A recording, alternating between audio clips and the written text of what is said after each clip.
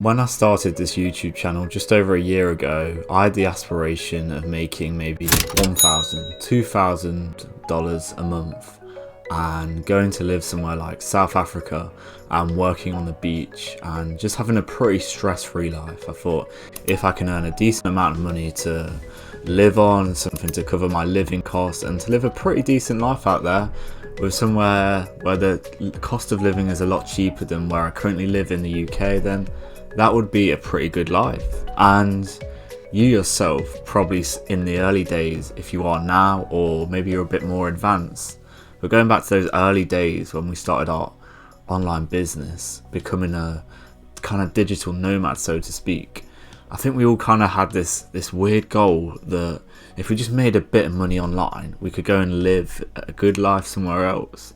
And this is probably exactly what you had.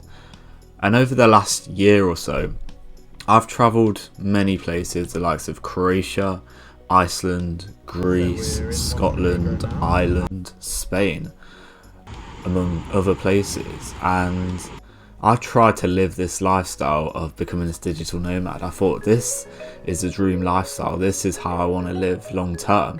I'm able to pick up my laptop and go hop around country to country and live the dream. Like, that's exactly what I wanted to do. I could go and explore, see wherever I wanted to be. I didn't have to, I could leave behind the UK. I didn't want to stay in the UK. It's cold, it's wet, everyone's miserable, everyone hates their jobs, everyone's so negative. I could just get away from all of that. I thought that's exactly how I wanted to live. But I quickly came to the realization that once I did this for a while, that if I was going to ever get any effective work done, any kind of deep work, so to speak, which is a key term in the kind of productivity, self-improvement space, a lot of you would have heard our deep work, 2-4 hours a day of deep work. If I was to do this, then that was not going to be possible whilst traveling around these places, because naturally, like you would yourself, if you were to travel to these cool, interesting places that I've been to over the last few years, you would want to go and see what's out there, right? And that's exactly what I did. So when I was only here for a place 5 days or maybe 7 days maximum, I would want to go and see what there is. I'd want to do things. I'd want to spend time with people.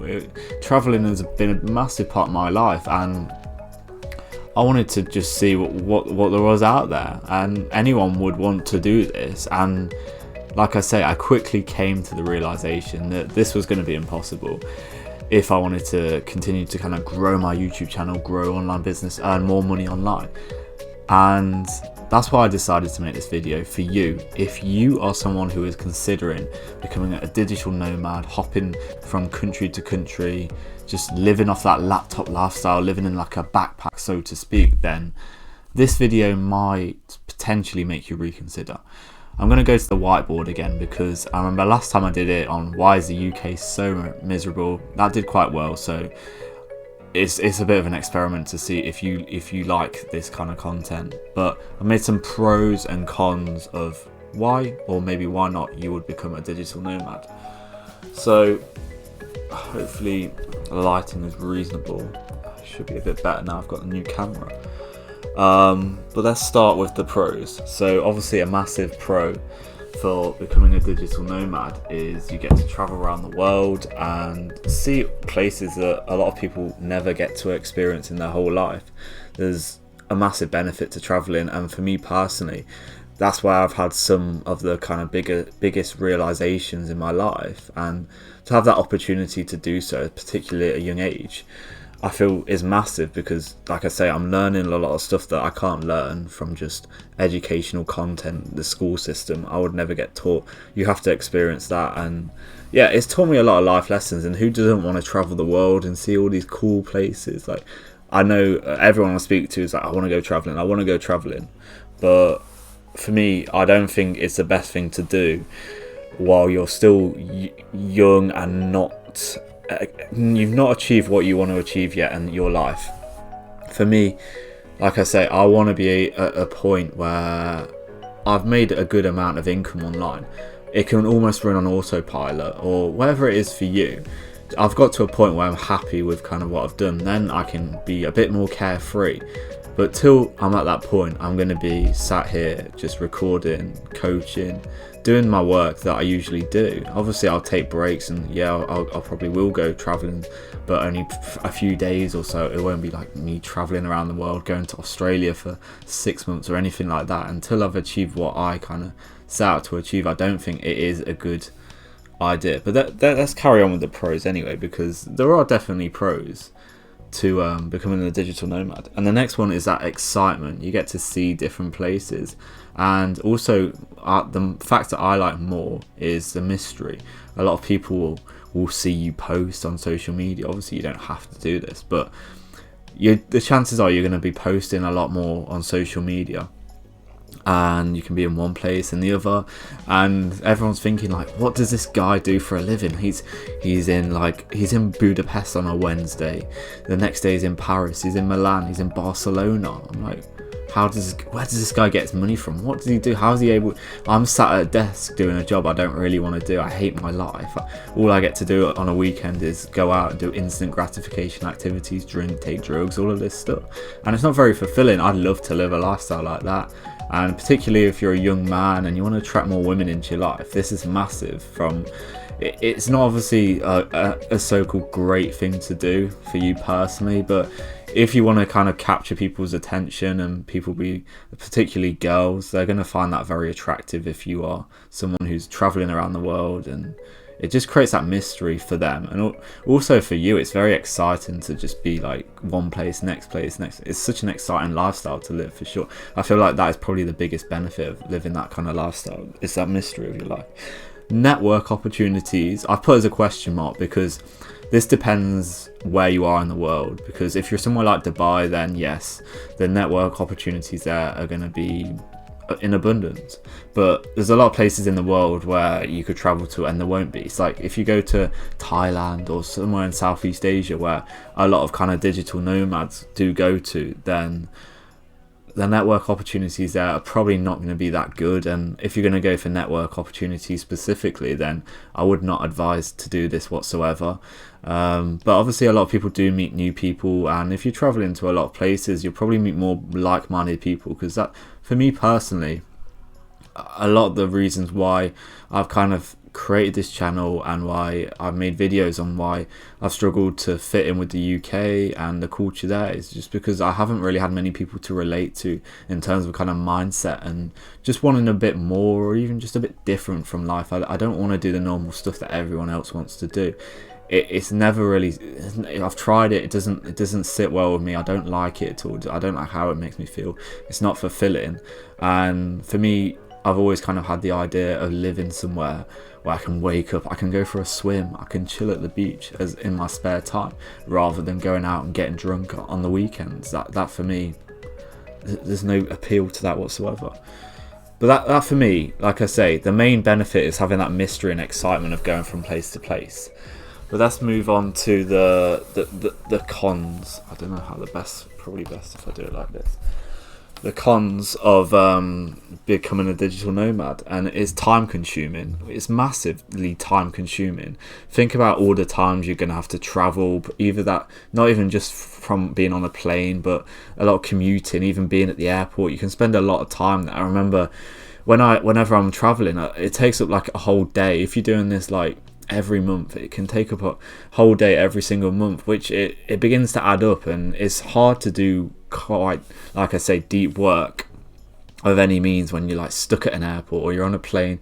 There's a lot of distractions there, and I just think it does take up a lot of time if you're going to be hopping place to place every single month, a few weeks or so. Like even if it's train or car, you're going to spend up a lot of time, whereas if you just sat home focused in that kind of monk mode kind of mindset, then you're going to be able to get way more done if you just sit in one place.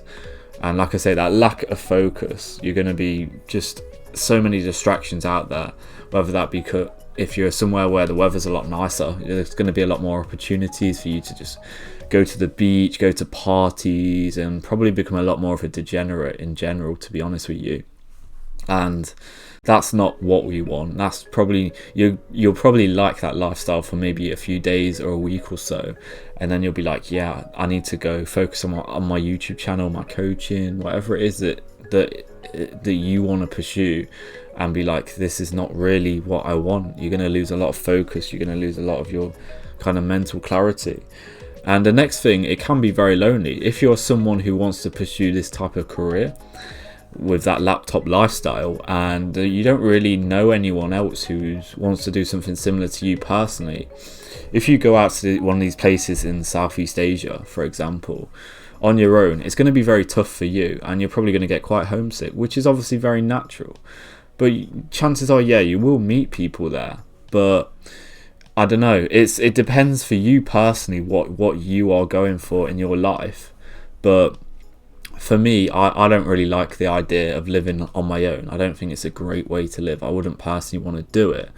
And I feel for most, it's just human nature for us to feel quite lonely if we don't have any connections that are meaningful in our lives.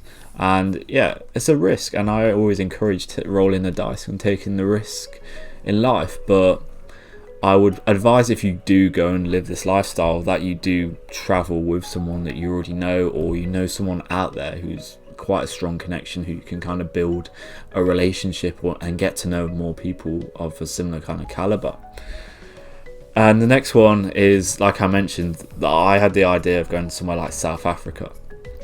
One thing I didn't really consider was the kind of security that comes with living somewhere like that. You've got to remember that there's a reason why it's so cheap to live in some of these places, and that a lot becomes down to your kind of safety and security in the area.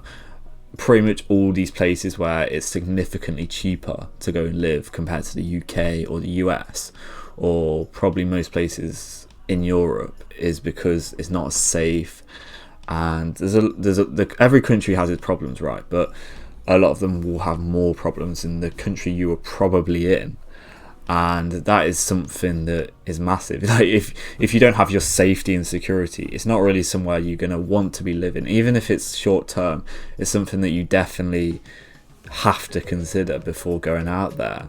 And yeah, definitely do your research before and check. Obviously not all places are, and some places are worse than others, but I remember I personally wanted to go to Cape Town, and it's somewhere that is quite dangerous. I've been to South Africa, and yeah, there's a lot of crime, there's a lot of poverty, there's a lot of other stuff such as rape problems, and yeah, a lot of bad problems in that country. But do your research, but you'll probably find that a lot of these countries are going to lack your security. And it can be very expensive with your travel. So even if you stay at one place for a while, you're still going to probably be traveling. Even the flight there is probably going to cost you up to $1,000-$2,000, depends on where you go. And chances are you're probably going to be getting Airbnbs and having to use some sort of transport to get around, unless you're living in like one place, one city where you can just do everything there. Then fair enough, but chances are you'll probably be moving around that country or the island, and you're going to need a mode of transport. And there's a lot of stuff that people don't consider. It's, like I say, transport, living costs, moving from Airbnbs, and obviously other stuff such as your medical insurance, or if you have any accidents, injuries over there. It's stuff that you do need to consider. It can be a lot more, and obviously the more you're kind of moving around, the more places you go to, the more expensive it's going to be. And for me, overall, I would say that becoming a digital nomad is probably not the best idea for a lot of people out there. And like I say, I feel you want to get to a stage where you're pretty happy with your business and how it's going, and you can kind of live on autopilot, so to speak, and it can kind of run on itself. But I feel like you want to have a strong base, somewhere you can call home, and not be living out like a backpack kind of lifestyle. And then when the opportunities come to travel, then yeah, do it. But I think having that base is very important. You can still be a nomad, so you can still live a very good kind of lifestyle, travel around a lot, because that's something that I do want to do a lot over the next few years. But you don't have to do it so much, and you can have this base, and you can just do it without having still having very few ties in your life, such as like commitments, stuff at home, such as like pets or anything that you really need to look after. And that's probably the better way for you to live your lifestyle. And you may need to just experience this a bit yourself firsthand. Go out and live that digital nomad lifestyle and see if it does work for you, because you might have a different experience than myself. And for you, I hope that works out. But for me personally, it is not really what I want anymore. And you have to remember this with growth and self-improvement. We're always going to change what we want and what we value in our life, and that's important to remember. But that's been my take, and hopefully it's helped you one way for the better or for worse on making your decision to become a nomad or not, which type of lifestyle you want to go for. So I hope that has helped you. My personal coaching, if you need any more information on living that lifestyle or anything else you want with your life to improve it, then my personal life coaching will be below. And yeah, like and subscribe. Enjoy the rest of your day. Take care.